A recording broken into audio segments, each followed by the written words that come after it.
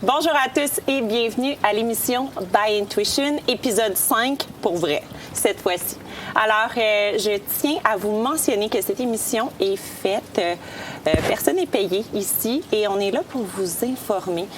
C'est le flux de nos recherches, moi et à mon invité, et on veut vous partager en fait nos recherches. Alors, c'est pour ça qu'on est ici et si ça résonne avec vous, tant mieux. C'est merveilleux. Et sinon, tant pis. Alors, bienvenue. Et je me présente en passant. Je suis Valérie Lemelin, thérapeute certifiée en massage énergétique à l'aide de la réflexologie. Et je fais de l'hypnose aussi. Et je suis accompagnée de ma chère invitée, Émilie Gauthier. Salut! Bonjour et bienvenue. Merci. Et je voulais en fait faire une petite mise en situation de notre rencontre parce que définitivement, je pense qu'il était écrit dans le ciel qu'on devait se rencontrer, que tu devais être sur mon passage dans ma vie. Et je devais faire ça. Oui, voilà, définitivement. Alors, Émilie Gauthier est ma patiente en fait. Alors, quand elle est venue à son premier rendez-vous, on a eu une belle discussion. Une belle rencontre. Oui, vraiment. Vraiment étonnante. Oui, puis j'ai appris, en fait, je venais d'apprendre la journée d'avant que ma chère cousine Émilie, qui est appelée aussi, pareil comme mon invitée, alors qu'elle était atteinte du cancer du sein. Alors, c'était quand même un événement grandiose pour moi, difficile parce que je l'aime beaucoup. Elle a presque le même âge que moi, qui est très, très jeune pour être atteinte du cancer. Et Émilie venait me consulter, en fait, pour l'aider, en fait, dans mon processus de guérison pour un cancer du sein aussi. En plus. Fait que c'était vraiment une belle synchronicité. Puis en discutant, elle me dit en plus que moi, j'ai appris mon diagnostic le 12 février. Je fais comme, oh, wow, le 12 février, c'est ma date de fête. Alors... Et on est deux Verseaux. en plus. Et de plus, pour ne pas dire que ton père consulte les soins énergétiques. Ma coach qui est située à Québec, on salue Colette, ma coach de Québec depuis quand même une bonne dizaine d'années, je crois. C'est la thérapeute de mon père. Elle a changé sa vie complètement. Et elle m'a traitée aussi à quelques reprises l'année passée. En plus. C'était vraiment synchronicité, une après l'autre. C'était écrit dans le ciel. Oui, définitivement. Puis en plus, lors de notre premier soin, on a eu une belle visualisation qui est celle-ci en ce moment. On a eu un flash, en fait, les deux au même moment, qu'on s'est partagé du fait qu'on se voyait avec des caméras autour de nous.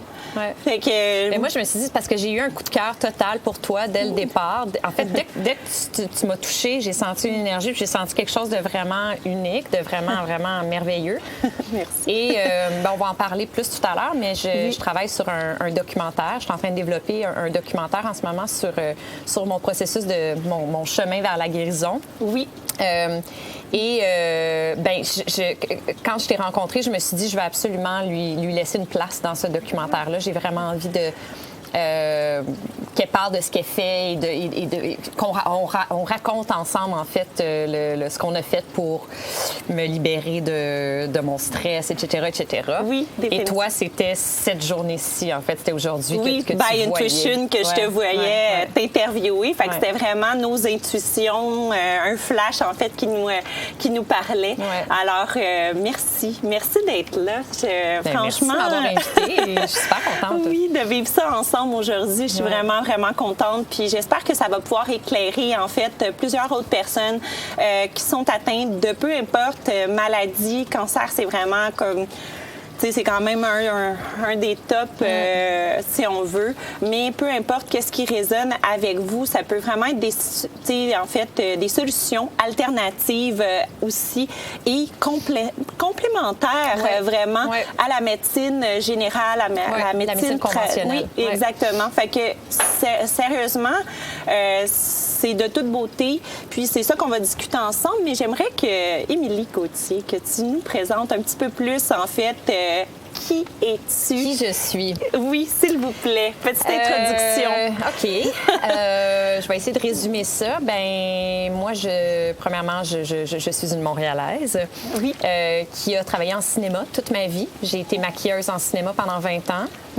Et on m'a mis en arrêt de travail il y a quelques années parce que je m'étais développé une tendinite, qui est la maladie de la maquilleuse, parce qu'on a le bras dans les airs tout le temps, et la maladie du coiffeur aussi. Bref, j'ai travaillé très, très fort pendant 20 ans jusqu'au moment où est-ce que j'ai été obligée de reconsidérer toute ma carrière à cause de ça, à cause de cette blessure-là. Et j'avais une deuxième passion, qui est la bouffe. Alors, j'ai parti un food truck à Montréal en 2012 qui s'appelait La Mangeoire, que j'ai opéré pendant 1 an et que j'ai vendu après. Ensuite, j'ai écrit un livre de cuisine. OK, je savais même pas. Bon, j'adore. C'est parce qu'on est tellement concentré sur le présent quand on se rend compte que... Définitivement. Et donc, c'est ça. J'ai écrit un livre de cuisine que j'ai lancé, qui a été lancé en 2015.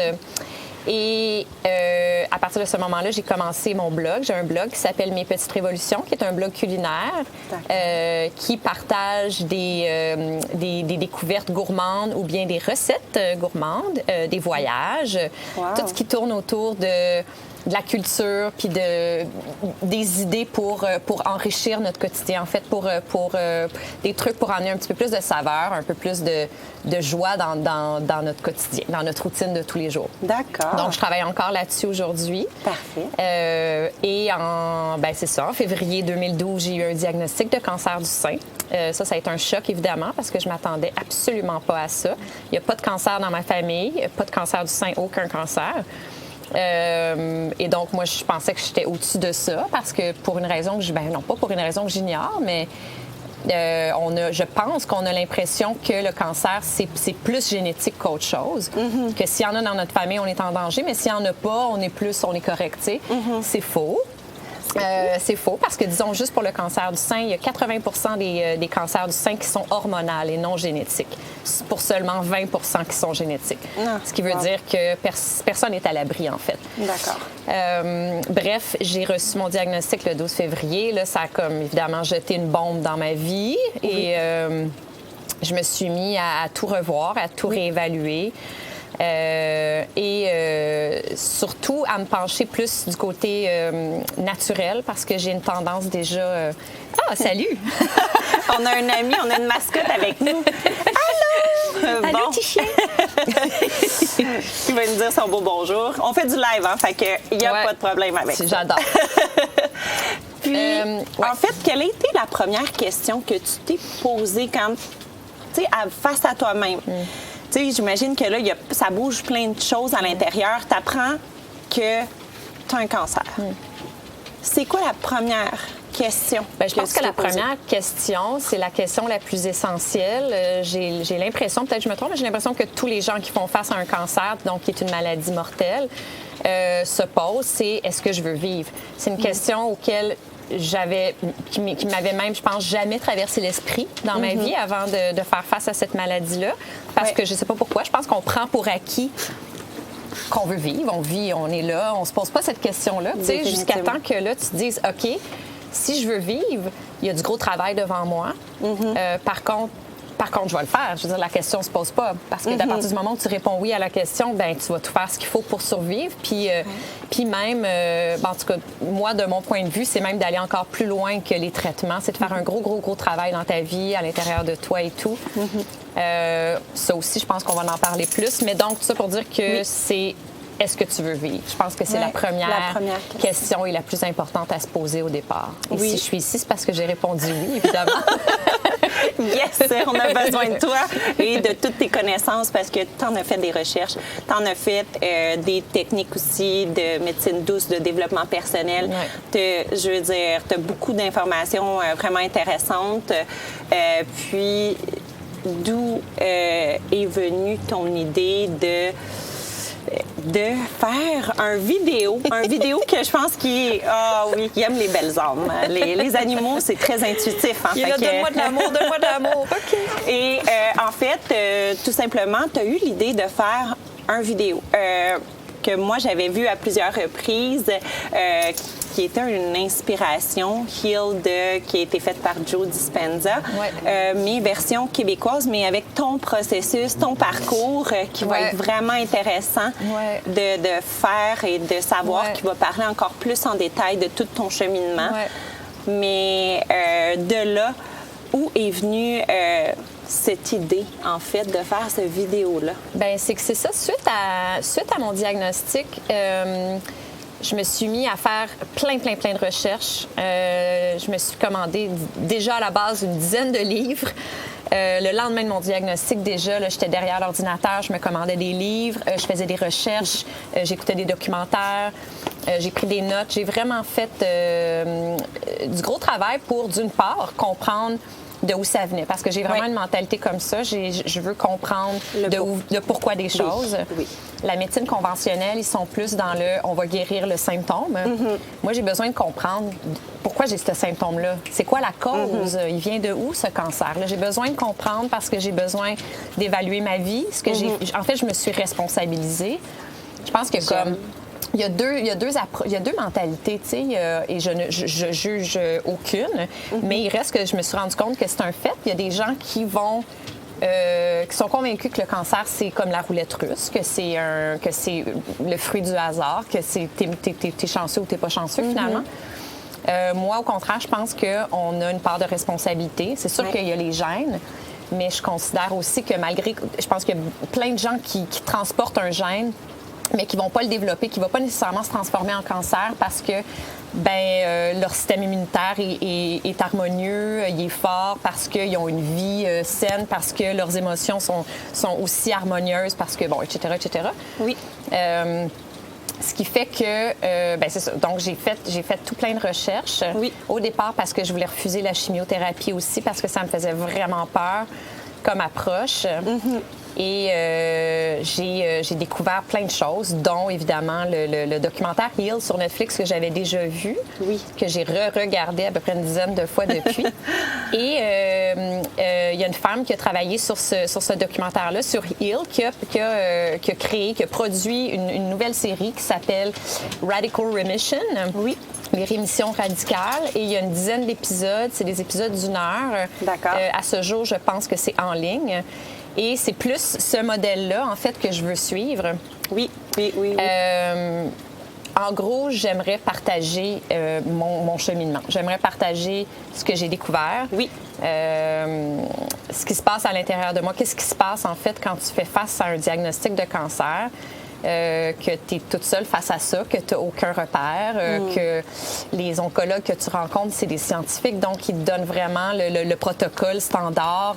Toi, ça va être ça. Parfait, merci, au revoir, on se revoit telle date. Ça va pas plus loin, c'est ça. Oui, mais selon moi, tu sais, il y a beaucoup d'autres choses qui se passent au-delà de ça. Tu rentres chez toi, puis ça continue de bouger, tu sais. C'est ça. Qu'est-ce qui se passe à l'intérieur de moi? En tout cas, moi, je suis devenue très, très, très consciente de ce qui se passe à l'intérieur de moi.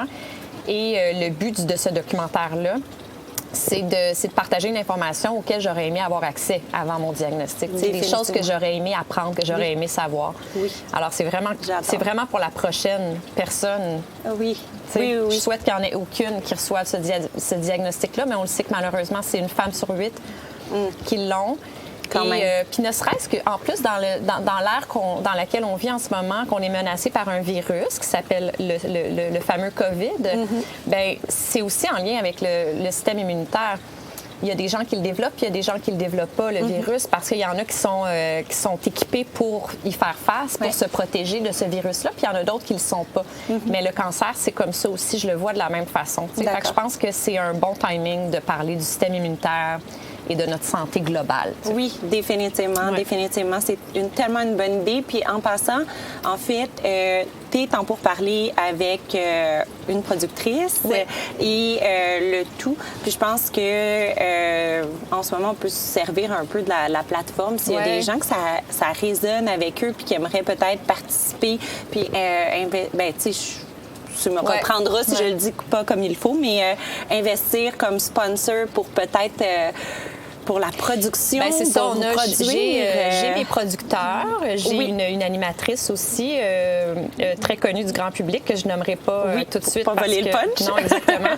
Mais ça promet vraiment. On a un beau scénario, on a vraiment un beau projet en main, mais on n'a pas approché les diffuseurs encore. On n'a pas de financement encore. D'accord.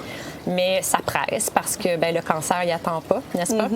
Définitivement. Fait qu'on est, on est là-dedans, en fait, en ce moment. Fait que c'est sûr et certain qu'on est ouvert à cette étape-ci. On est ouvert à de l'aide. Oui, définitivement. Alors, la contacter, les informations pour contacter Émilie Gauthier seront tout simplement soit dans le lien ou tout simplement dans le petit montage que Michel nous fera. Mais pour la contacter, s'il y a des gens, ça résonne avec eux. Tout simplement, la contacter, c'est vraiment un beau projet. Puis, tout simplement, je pense que ça gagne à être très, très connu. Et je pense qu'on mérite une version québécoise. Oui. On mérite ce genre d'informations-là au Québec, en fait. Parce on est rendu là. Il y a tellement de médecine alternative. Oui. Puis moi, j'ai été très, étonnée parce que j'ai eu la chance de faire le processus, avec Georges, un de mes patients qui est le papa d'une de mes meilleures amies, que j'ai décidé de prendre, sous mon aile. Il y avait pas les moyens, puis il voulait de l'aide. Et je lui ai offert mon aide. Mon amie, elle ne savait pas quoi faire. Puis lui, Est-ce que c'est un cancer? C'est un cancer, pardon. Merci. C'est un cancer, en fait, mais situé, en fait, dans la colonne vertébrale. Fait que plutôt rare.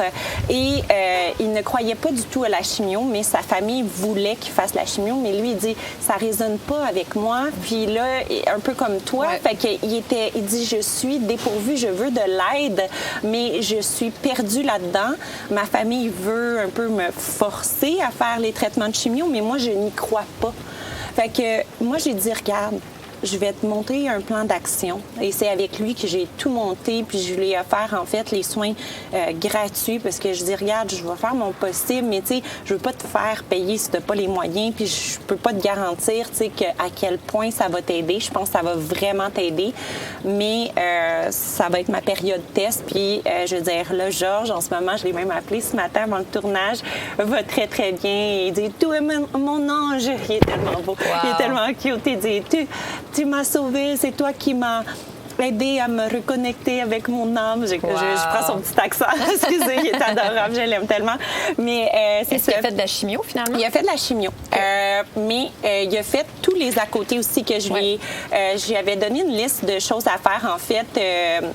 De 16 choses à faire. Excusez, mon nez coule. Si je m'excuse, on est live. Alors, c'est en fait 16 choses de to-do à faire et il devait faire le check à chaque jour qui était dont méditer. Alors, j'ai envoyé des méditations à chaque jour qu'il devait méditer. Aussi, il devait rire pendant 20 minutes parce que le rire enlève du stress. Le rire permet une tonne de libération. Il y avait aussi faire une lecture de 10 pages par jour. Il y avait aussi faire des postures de yoga. Puis les méditations, c'était sur la guérison.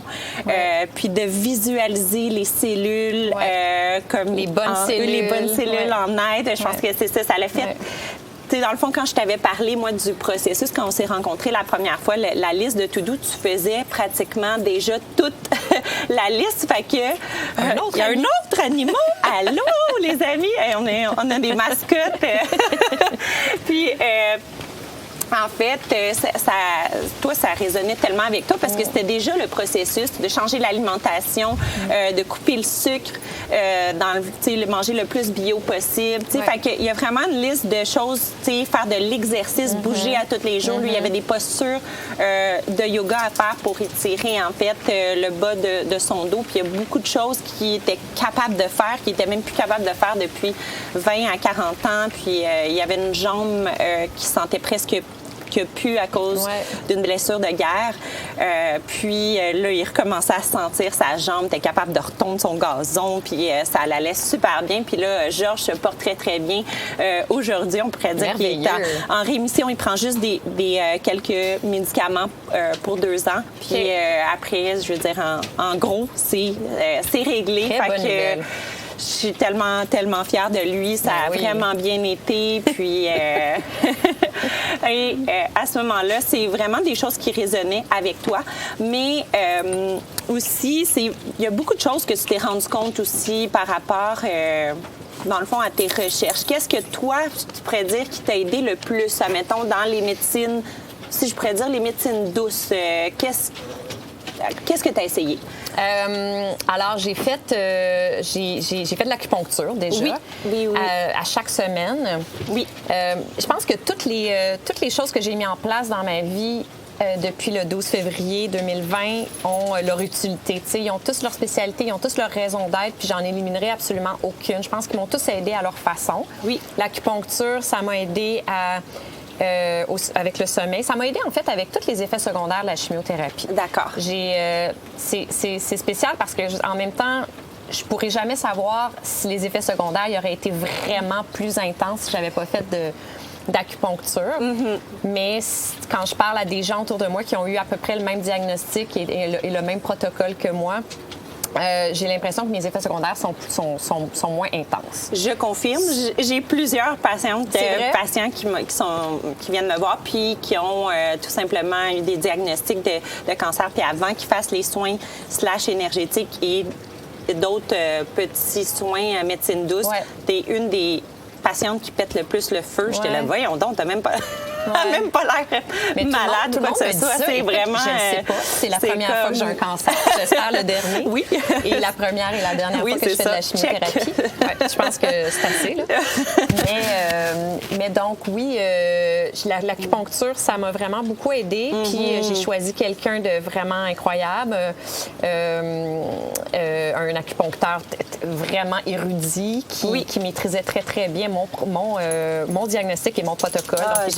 Il m'a appris beaucoup, beaucoup là-dessus. Donc, déjà, ça a été super. Parallèlement à ça, j'ai essayé l'hypnothérapie. Ça, l'hypnothérapie, c'est très bon pour reprogrammer le subconscient. Oui. Sauf que ça, je le faisais déjà. J'étais déjà, en fait... en mode. J'avais déjà commencé un travail pour reprogrammer le subconscient, pour changer la disquette. Tu sais, là, en gros, je vais vulgariser ça. C'est que on transporte des vieilles programmations. C'est comme si on était l'ordinateur de l'année 1991, puis on ne l'a pas upgradé depuis. Donc, on transporte des vieilles peurs, des vieilles empreintes qui souvent même nous appartiennent même pas, qui appartiennent à nos parents ou à notre école, des traumatismes d'enfance, peu importe c'est quoi. Oui. On se rend compte à l'âge adulte qu'on transporte des choses qu'on ne devrait plus transporter. Puis quand on est sur le pilote automatique, bien, on s'en rend même pas compte. Puis on fait juste répéter la même chose à tous les jours. Puis sans se poser trop de questions, puis sans libérer, puis tout ça. Jusqu'à temps qu'à un moment donné, bien, tu frappes un mur pour whatever, quelle raison. Ça peut être n'importe quoi. Moi, ça a été bien avant le diagnostic. Ça a été au niveau émotionnel qu'à un moment donné, j'ai fait, OK, il y a quelque chose qui ne fonctionne pas. Là. J'ai un blocage, je suis pas bien. Et j'ai compris que, c'est ça, que j'avais plein de réactions qui n'avaient pas raison d'être. J'avais plein des vieilles programmations. Donc, il y a plusieurs exercices qu'on peut faire pour vraiment nettoyer ça. Oui. Puis nettoyer les pensées, en fait, qui nous nuisent, qui nous rendent pas service, tu sais. Définitivement. Alors, l'hypnothérapie, c'est pour ça. Tu peux venir me voir! C'est bien drôle! Tu le sais qu'on a des belles âmes, hein? Les animaux nous aiment quand on est dans notre cœur. Eh oui! Alors, tu sais, c'est sûr que des programmations, il y en a eu des tonnes que j'ai eu la chance de faire même avec toi, avec ma cousine aussi, puis changer le vocabulaire aussi, comment qu'on parle, tu sais. Ouais.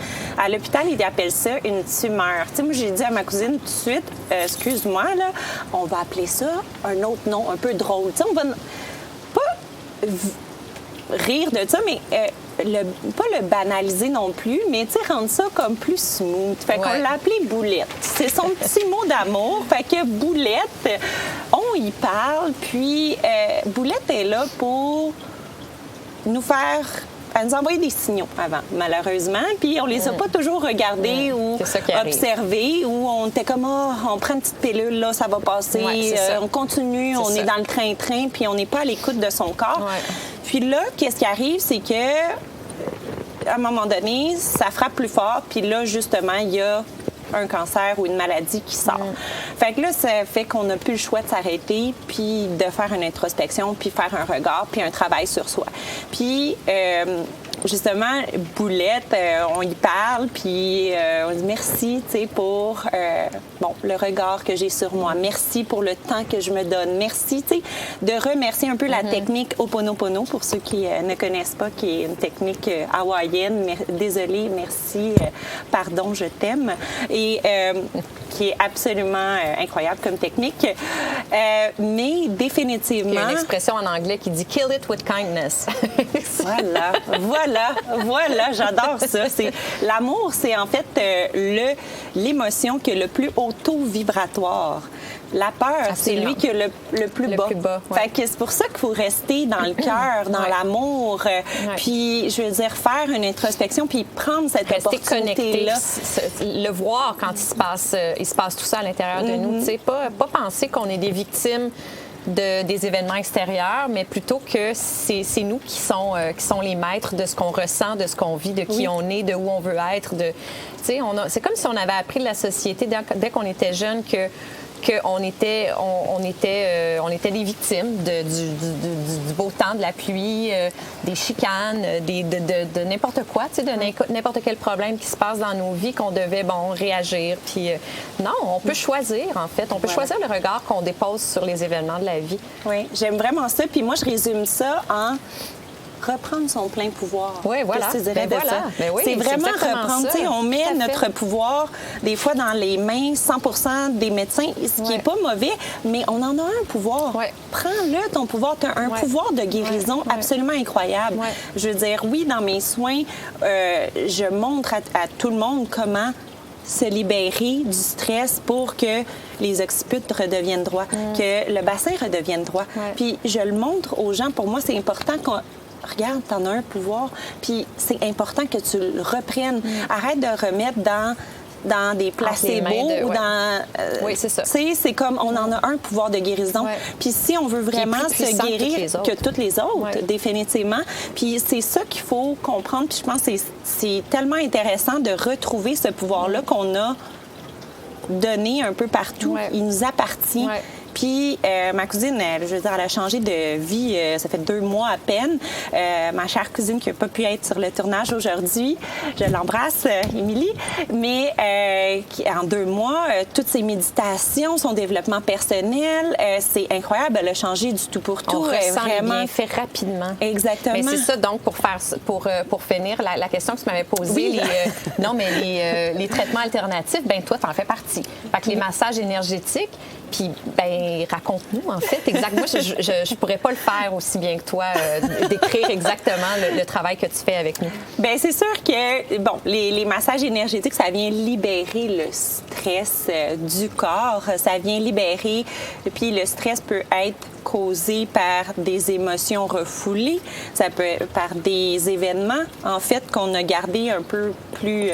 traumatisantes, même des fois des choses qu'on peut penser banales en tant qu'adulte, mais ça vient libérer. On les a gardées en mémoire. Des petites choses comme « Ah, papa m'a oublié à l'épicerie pendant 15 minutes. » Pas il m'a oublié, mais il m'a perdu de vue. Puis j'avais 5 ans, puis ça m'a traumatisée, ça m'a marqué. J'étais sous le choc et tout simplement... je pensais qu'il m'aimait plus puis qu'il m'avait abandonnée. Puis ça, c'est une petite fille de 5 ans, elle saute aux conclusions que papa ne l'aime plus. Mais tout simplement, c'est juste parce que papa l'a oublié, il n'y a pas expliqué, mais ça l'a marqué un enfant. Tout son ADN est inscrit de ça, puis elle ne sait même pas. C'est ça l'affaire. C'est que tu peux payer le prix de ce petit traumatisme-là toute ta vie. Si tu prends pas le temps de juste te regarder, évaluer, puis de faire « Ah, OK, ça vient peut-être de ça, tu sais. Mais il y a des choses en soins énergétiques qu'on libère, puis on n'en a aucune foutue idée, excusez-moi, mais on n'a aucune idée c'est quoi. Ça fait juste faire du bien. Il y a des fois qu'il va y avoir des montées de larmes, puis on sait pas trop pourquoi, mais ça fait juste du bien. Puis on n'a pas besoin. Le subconscient, lui, va se souvenir de la leçon. Parce que, en fait, à l'intérieur de nous, on garde plusieurs choses, puis au lieu juste de les extérioriser. Quand c'est extériorisé, quand c'est exprimé, le corps s'en libère. Ouais. Et après, il ne porte plus de stress. On l'a gardé pour se protéger à l'intérieur de nous, pensant que ça allait nous aider. Ouais. Mais c'est vraiment quand on est en paix avec un événement, on a vécu de la trahison, on a vécu de l'abandon, c'est comme du rejet, ça nous a blessés, puis on l'a gardé pour se protéger. Mais si on est en paix, puis on fait comme namasté, c'est bon, on let it go sur cet événement-là par des méditations, par des reconnexions avec à soi-même, avec le yoga, par plusieurs techniques. Ça fait tout simplement des libérations avec les soins énergétiques, viennent libérer une tonne d'émotions, puis après, on revient dans notre moment présent, dans notre cœur. Fait qu'on n'est plus juste dans une loupe du futur, passé, je juge mes événements du futur par tous mes événements du passé. Non, on vient briser un pattern parce que là... Mais le stress, il n'existe pas dans le moment présent. Voilà, tout est parfait. L'anxiété est dans le passé, puis le stress dans le futur. Mais dans le présent, il n'y a rien. Puis c'est vraiment dans cet état-là, je pense, que le corps doit se situer pour être en mesure de s'auto-guérir. Voilà. Parce que sinon, sinon c'est comme le principe du cerveau primitif, du mental primitif, qui est quand dans le temps, quand on était des Cro-Magnons... Allez, fais-nous un cours d'histoire. Non, mais le corps humain a été construit en sorte, c'est-à-dire qu'il a été... Le cerveau a été construit pour se protéger, pour se sauver la vie, pour un mode de vie primitif, et non pour le mode de vie qu'on vit aujourd'hui, le mode de vie urbain, moderne, etc. Ce qui fait que quand on est stressé, notre corps, notre cerveau, il comprend qu'on est poursuivi par un lion. Et là, tout se met en branle à l'intérieur de nous pour se protéger, pour sortir l'adrénaline, puis faire monter la cortisol, puis pour s'assurer qu'on soit en mesure de se défendre face à cette bête féroce-là. Mais il reste que le danger, souvent dans le stress de notre époque moderne, ben ça n'a aucun rapport, on n'est pas vraiment en danger. C'est un stress, je sais pas, t'es pogné dans le trafic ou bien tu es stressé pour une entrevue, peu importe c'est quoi, mais ton corps, il réagit d'une façon démesurée. Et si tu le laisses dans cet état-là, ben il devient malade à long terme. Ça s'appelle du stress chronique. Là, ça fait que ton corps, il devient malade. Oui. Et la seule façon de venir rebalancer l'organisme, le métabolisme, c'est vraiment de vraiment se débarrasser de tout ça, puis de venir créer comme une harmonie à l'intérieur de toi. Parce que moi, en fait, dans les soins énergétiques, ça permet vraiment une remise. On a une belle remise à zéro. On se sent vraiment zen, puis ça peut durer plusieurs semaines. Mais je leur dis, c'est pas une formule magique. Il faut entretenir. C'est un entretien. C'est un mode de vie qu'il faut. Va falloir que tu commences à méditer, juste faire tes inspirations, expirations, puis ton attention au niveau du cœur. Je veux dire, va falloir l'entretenir par le yoga, si toi, c'est en cuisine, que tu es dans ta bulle, puis que là, tu es dans ton moment présent, puis tu penses plus à rien. Comment tu sais? C'est ça. Voilà. Parce que télépathie. Non. Mais en fait, une multitude d'entretiens qu'il faut faire, un moment qu'il faut se donner, un moment de reconnexion à son âme, à soi-même, au moment présent, pour tirer à plug, aller marcher dans la nature, à quel point c'est bon, se connecter aux arbres, aux énergies. C'est comme... En ces temps de COVID, là, on a le droit de prendre des arbres dans nos bras. Un peu moins les humains, mais les arbres, c'est toujours permis. Il n'y a pas de problème, c'est ça. Alors, et on va mettre des petites pouches de purée, c'est bon, des arbres. On en a un qui est sur le studio, on ne peut pas le voir en ce moment, mais il y a comme au moins un bon 100 ans impressionnant. Peut-être d'années. Là. Il y a un âme, cet arbre. Absolument.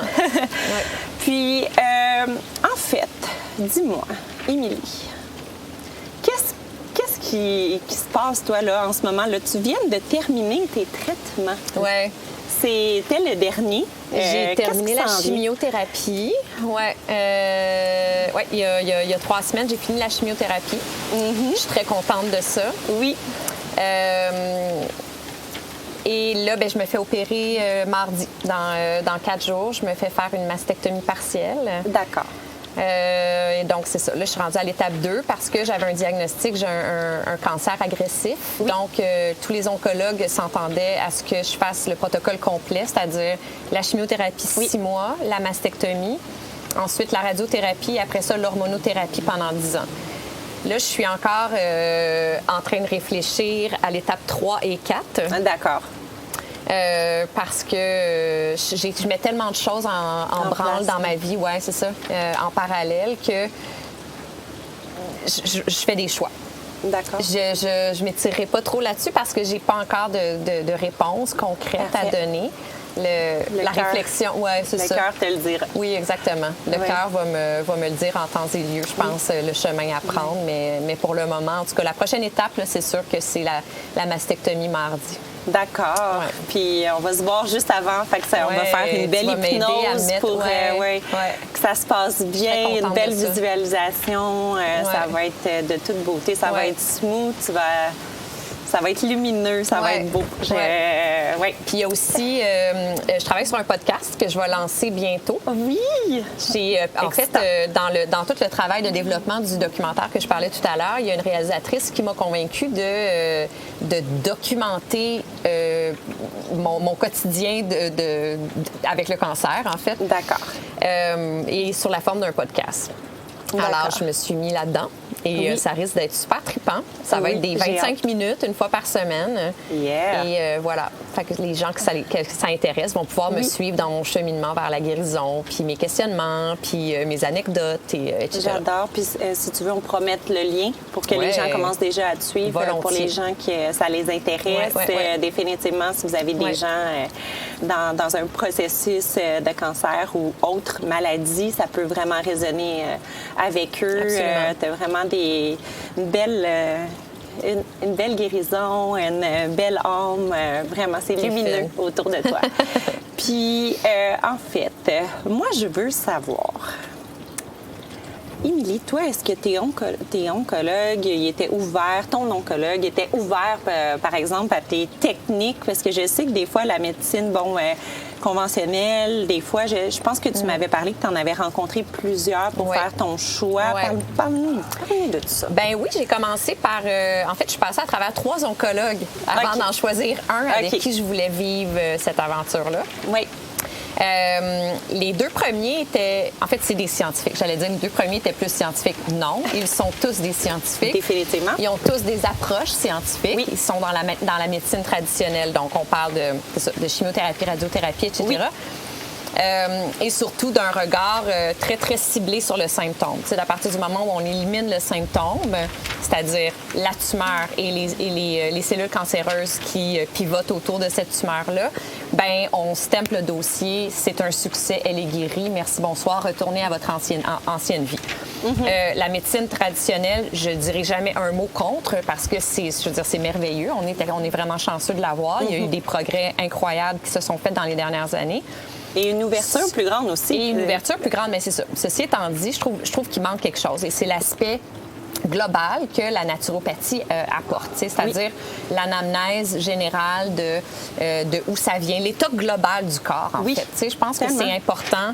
Je ne suis pas une scientifique, je ne suis même pas une naturopathe, mais mon opinion personnelle, c'est que je pense que c'est très important de comprendre l'état vraiment précis du corps à tous les niveaux pour comprendre pourquoi une tumeur se développe, à la base. Donc, ça pour dire que j'ai fini par choisir un oncologue qui était plus ouvert, pas tant, mais quand même plus ouvert, puis à l'écoute, et très plein de compassion. Humain. Très humain. C'est bon, ça. Il a été très humain, très honnête en me disant, écoute, moi, je connais pas grand-chose là-dessus. Oui. Ceci étant dit, par exemple, c'est un grand ami à Dr Béliveau qui a écrit la nutrition contre le cancer, l'alimentation contre le cancer. Donc, tu sais, il est très ouvert à ça, mais il l'applique pas, évidemment.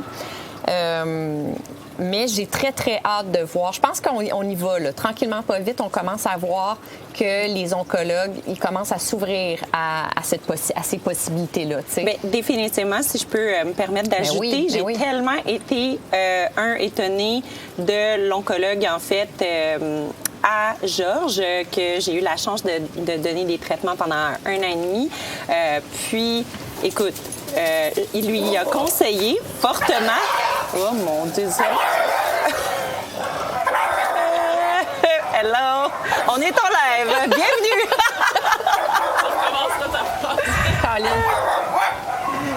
Ça va bien aller, les bébés. Je pense qu'il y a un chien qui est passé. Pas sûr. Non. Parfait. Okay. Alors, on recommence. Alors, comme je disais, Georges, en fait, son oncologue lui avait fortement proposé pour diminuer les effets secondaires de la chimio de faire du yoga. C'était dans la liste de choses fortement recommandées et de faire des soins énergétiques. C'était dans la liste. Oui, Ça, c'est à quel hôpital? Mon Dieu, je l'ai appelé ce matin pour lui demander, puis finalement, il me nommait comme 3 puis 4 places pour me dire « Oh, mais la chirurgie, elle était là-bas, ici! » J'aurais dû appeler mon amie, ma copine, en fait, que c'est son papa, puis qu'elle, c'est elle qui a lu son dossier pour les recommandations. J'aurais dû l'appeler directement. Je vous reviendrai là-dessus. Mais définitivement, j'étais étonnée. J'étais là, wow! Parce que Georges, quand il recevait, en fait, son soin énergétique, le lendemain de la chimio, ça l'aidait. Au lieu qu'il passe comme une semaine sur le cul, il était plus distancé que toi. En fait, il avait son énergie, il dormait comme, on s'entend, un bon 24 heures quasiment affilé après mon traitement de soins énergétiques, mais après, il était remis sur pied. Vraiment rapidement, au lieu d'avoir vraiment les effets secondaires qui duraient une semaine, qui étaient très longs pour lui. Ah, c'est le fun, fait que, vraiment, il y avait vraiment un gros effet. J'aime ça entendre qu'il y a des oncologues qui sont de plus en plus ouverts. C'était dans la liste de choses recommandées à faire, à ne pas faire. Puis aussi, ma cousine, en fait, elle a un jeune oncologue qui est vraiment plus ouvert. Quand lui, il est scientifique aussi. Quand il ne sait pas, il va vérifier. Il dit « Ah, je ne pourrais pas t'informer. » Mais tu sais, il a fait vraiment quand même pas mal de recherches. Il était comme moi, si t'étais ma fille ou ma femme, j'irais pas vers cette alternative-là, mais ça, c'est mon opinion personnelle. Puis après ça, elle prenait sa décision. Il était vraiment plus ouvert puis au fait qu'elle est suivie par un psychologue aussi que ce soit un ostéopathe, tu sais, je veux dire, chiro, puis kinésiologue. Et un très bon naturopathe aussi, que je pense, si je me trompe pas, c'est son oncologue qui lui a référé. Oui, c'est ça, c'est lui. Un très bon naturopathe que j'ai rencontré ce matin. Ah, mon Dieu! Quoi? Oui. Et il est vraiment fabuleux. Okay. Oui, bien c'est ça. J'ai dit ostéopathe, mais c'est ça. C'est en fait un naturopathe. Voilà, pardon. Qui, lui, en fait, lui, il propose une méthode métabolique. OK. En fait, c'est un petit peu comme l'approche... c'est l'approche naturopathique dans le sens où le but, c'est de renforcer l'organisme à la base pour qu'il soit capable de s'auto-guérir, pour que le corps soit capable de s'auto-guérir. Fait que de lui donner tout ce dont il a besoin, tous les outils dont il a besoin pour qu'il soit capable de s'auto-guérir. OK. Fait que comme il fait faire plein de tests, il fait faire tout plein de tests. Et tu vois, c'est lui qui m'a parlé de... l'eau oxygénée, entre autres. Je pense que ta cousine prend aussi. Oui, définitivement. Que je suis allée chercher la semaine passée.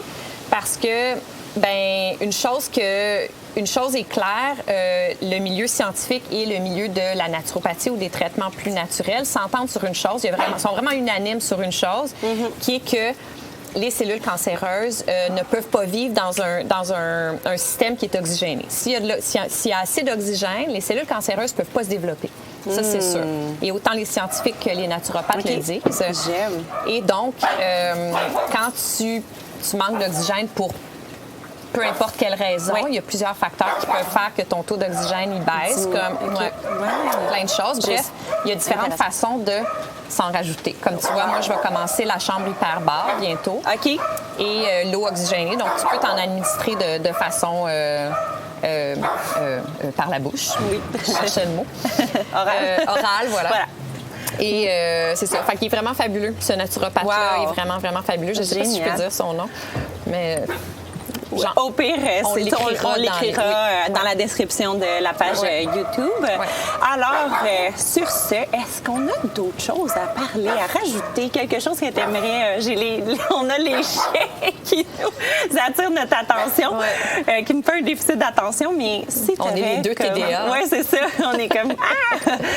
tout va bien. Mais si tu aurais quelque chose à ajouter comme conseil pour les gens qui se retrouvent face... moi, qu'est-ce que j'apprécie? Puis je veux dire merci, là. Merci, parce que tu as permis à ma cousine de te contacter. Oui. Puis qu'elle te pose des questions. Elle venait de l'apprendre. Moi, je fais un traitement à ma cousine. On évolue énormément chaque semaine. c'est de toute beauté qu'est-ce qu'on travaille. Mais je pense que c'est important. Quand j'ai eu mon diagnostic, j'ai eu la chance d'avoir 2-3 contacts, des femmes à contacter qui allaient pouvoir me partager leur expérience, puis m'encourager là-dedans, me dire un petit peu, m'éclairer un petit peu sur ce qui s'en venait pour moi, parce qu'on se sent vraiment très, très vulnérable et très, très seul quand on fait face à un cancer. Et donc, c'était la moindre des choses que je remette la monnaie de ma pièce, en fait, que je veux que ça. C'est fou aussi comment je parle de ça dans mon podcast, à quel point nos gestes ou nos intérêts, nos valeurs se changent complètement suite à un diagnostic de cancer. En fait, à partir du moment où la mort te fait un petit clin d'œil, te tire la langue. Mais là, tu dis... C'est bien tu regardes ton mode de vie, tes choix de vie, ton train de vie, ton métier, tes relations, tes rapports avec tout, la nature, etc.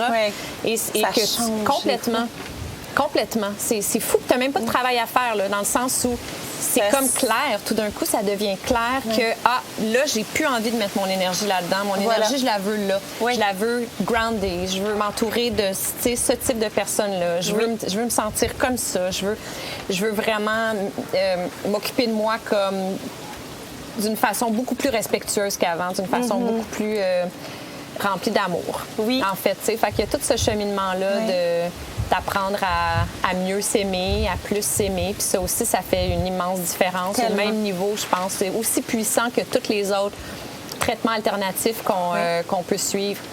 Mais c'est tellement vrai parce que là, ça résonne, ça me fait plein de flashs avec comme les traitements que je vois avec justement ma cousine puis Georges, tu sais, je veux dire à quel point ils ont fait des réalisations que, par exemple, ma cousine, elle avait de la difficulté à s'exprimer, elle était plus introvertie. Fait que, tu sais, il y a beaucoup de choses qui étaient refoulées à l'intérieur.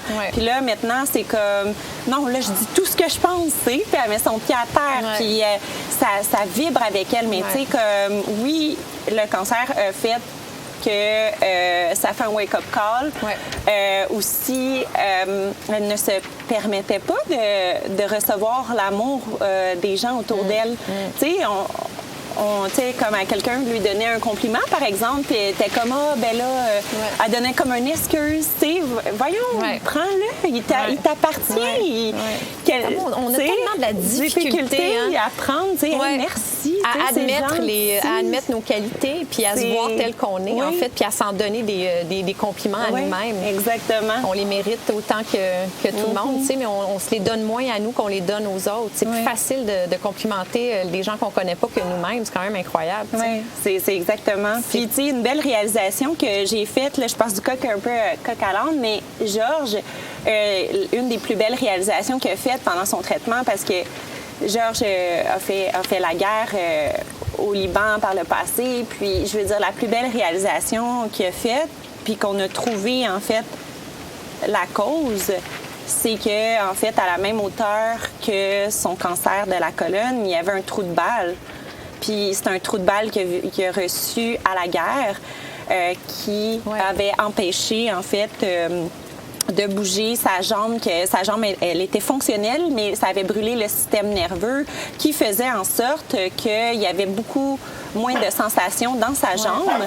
Mais il s'était dit, à ce moment-là, pourquoi j'ai été sauvée? Il était à la guerre, il y avait plein de gens autour qui auraient dû être sauvés, puis lui, il était comme sauvé. Je me rappelle plus exactement l'histoire, là, je veux pas... mais il avait comme été sauvé par un paysan qui l'avait genre mis dans sa barouette. Mais en tout cas, puis il dit pourquoi moi j'ai été sauvé. Il avait l'impression depuis ce temps-là qu'il ne méritait pas de vivre. Fait que c'était en cause avec... Son cancer, c'était un événement choc qui n'avait pas été réglé, il se sentait qu'il ne méritait pas de vivre comparativement à certaines autres personnes qui avaient été... Mais ça faisait 40 ans.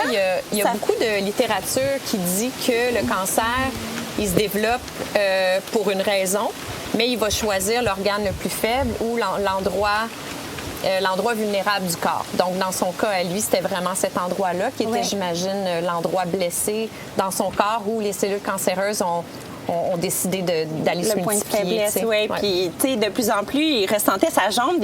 Il dit Valérie, j'ai mal à mon pied et j'ai marché des heures et des heures. Et ça faisait des années qu'il n'y avait pas eu de sensation dans son pied parce que le système nerveux était comme brûlé. Ouais. Fait qu'il dit j'ai eu mal à mes ampoules. J'ai eu des ampoules et j'ai eu mal. Et ça faisait des années que j'avais pas eu mal. 40 ans qu'il y a eu la balle, c'est comme quand même incroyable à cause que les soins énergétiques libéraient le stress et non, mais t'es une magicienne, sérieusement. Non, c'est vrai, c'est extraordinaire ce que tu fais. C'est vraiment, vraiment extraordinaire. Mais oui et non, je veux dire, on a tout ce pouvoir-là. Je vous montre le chemin, mais tout le monde a ce pouvoir de guérison-là. Puis on a besoin d'aide parce qu'on n'a pas appris ça à l'école. Puis non, on n'a pas appris ça de nos parents.